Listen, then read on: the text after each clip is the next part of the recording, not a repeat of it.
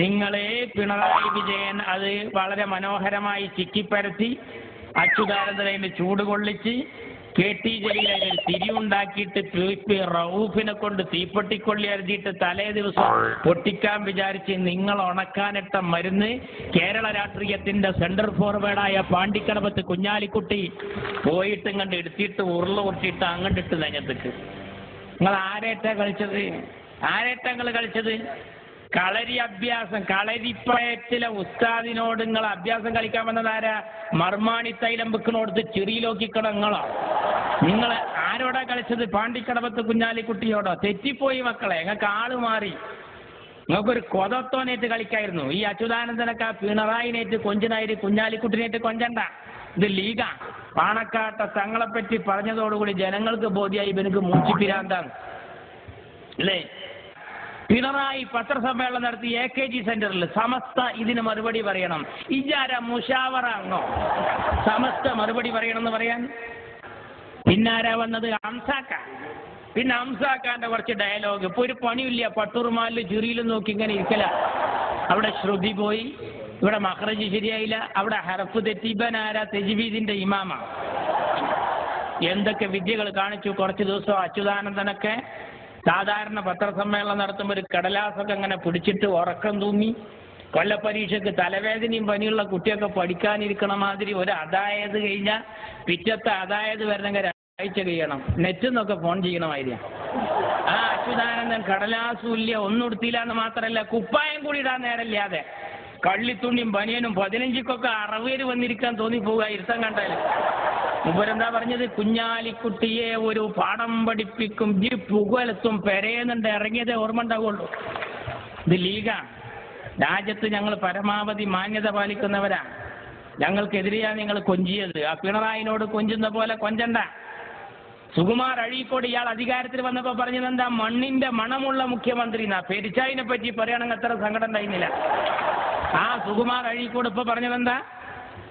ആ സുകുമാർ അഴീക്കോടാ പറഞ്ഞത്, അരുൺകുമാറിന്റെ പോലത്തെ മക്കള് ജയിക്കുകയാണെങ്കിൽ ഞാൻ കല്യാണം കഴിക്കാതിരുന്നത് നന്നായി. ഞങ്ങളെ കൂടത്തിന്ന് ഒരു കൈപ്പപ്പരലേ അടിച്ചാടിയിട്ടുള്ളൂ ജലീൽ, KT ജലീൽ. ഞങ്ങൾ അവിടെ നിന്നും കൊണ്ട് കൊടുന്നത് ആരൊക്കെന്നറിയോ? ശ്യാം സുന്ദർ, ഡോക്ടർ മനോജ്, അബ്ദുള്ളക്കുട്ടി, കണ്ടോ കണ്ണൻ, വാള, മുള്ളുവാള, വലിയ വലിയ സാധനങ്ങളാ. ഇരുതല മൂർച്ചയുള്ള വമ്പൻ സ്രാവായ മഞ്ഞളാങ്കുഴി അലിയെ കൊണ്ട് പച്ച പതാക പിടിപ്പിച്ചിട്ട് ഇപ്പൊ ഞങ്ങളെ വേദിയിൽ ഇരുത്തിക്കുക. ഈ വരുന്നവരൊന്നും ചില്ലറക്കാരൊന്നല്ല. ഇതൊക്കെ ആരാ? നിങ്ങളെ ബ്രാഞ്ച് കമ്മിറ്റി എന്നൊക്കെ മുസഫരി തോതിയിട്ട് ചൈനയിൽ പോയി സെനത് വാങ്ങിയവരൊക്കെ ഉണ്ടോ ഈ കൊടുക്കില്ല? നിങ്ങൾ വിചാരിച്ച് ഈ ഐസ്ക്രീം ഉണ്ട് പൊട്ടിച്ച ജനങ്ങൾ ലീഗിന്ന് കുറയുന്ന അല്ല. ഞങ്ങളൊപ്പം ആളും കൂടി നിങ്ങളൊപ്പം ഈച്ചയും കൂടി ഇത് തല കീക്കാൻ തൂക്കാപ്പിട്ട് ഞങ്ങൾ കൈകാര്യം ചെയ്തത്. ഇവരെ ഒന്ന് സ്വതന്ത്രൻ, ഒന്ന് ഏതാന്ന് പിടുത്തല്ല. കാരണം ചിഹ്നമൊന്നും ഉണ്ടായിരുന്നില്ല മത്സരിക്കുമ്പോ. TV, ഫാന്, ഫ്രിഡ്ജ്, തെരഞ്ഞെടുപ്പ് വല്ല കുടിയിരിക്കലാന്ന് തോന്നിപ്പോവും. അമ്മാതിരത്തെ മത്സരമായിരുന്നു. ഞങ്ങൾക്ക് എത്ര കോലം കത്തിക്ക. എന്താ ഞങ്ങൾ കോലം കത്തിക്കാത്ത? എന്താ ചങ്ങായിന്റെ കോലം? എന്തിനാ അയാളെ കത്തിക്കണം? ആ ശശിയുടെ ഉദ്ധരണി വെച്ചാ കുഞ്ഞാലിക്കുട്ടി സാഹിബ് പറയുന്നത്. ആരാ ശശി? ശശി എന്ന് പറഞ്ഞാൽ 1000 കോഴിക്ക് അരക്കാടാന്ന് പറഞ്ഞ പോലെ 1000 പിണറായിക്ക് അര ശശിയാണ്. അറിയോ ആരാ ഈ ശശി എന്നറിയോ? ഈ ശശി നായനാറുടെ പൊളിറ്റിക്കൽ സെക്രട്ടറിയാ.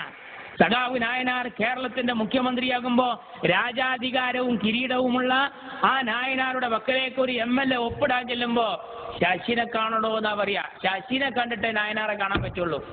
ആ ശശിയാണ് പറഞ്ഞത് അച്യുതാനന്ദന്റെ മകൻ ഇത്ര കോടി വാങ്ങി. അച്യുതാനന്ദൻ പറയുന്നുണ്ട്. അച്യുതാനന്ദൻ ഇടക്കടുത്ത് പറഞ്ഞത് എന്നെ എല്ലാവരും കൂടി കരിവാരിത്തേക്ക്. നിങ്ങൾ എന്തിനാ കരിവാരിത്തേക്ക്? നിങ്ങൾ ജനിച്ചപ്പോ തന്നെ കറുത്തിട്ടാ. പോരാത്തതിന് നിങ്ങൾ ആ ADB കരാറിനെതിരെ കരിവായിൽ ഒഴിച്ചിട്ട് മേത്തേക്ക് തെറിച്ച് വേറെ ഉണ്ട്. നിങ്ങൾ കറക്കാതിരിക്കോ? ഞങ്ങൾ കറപ്പിച്ചത് ആ കൊടിയാൻ്റെ വീശി.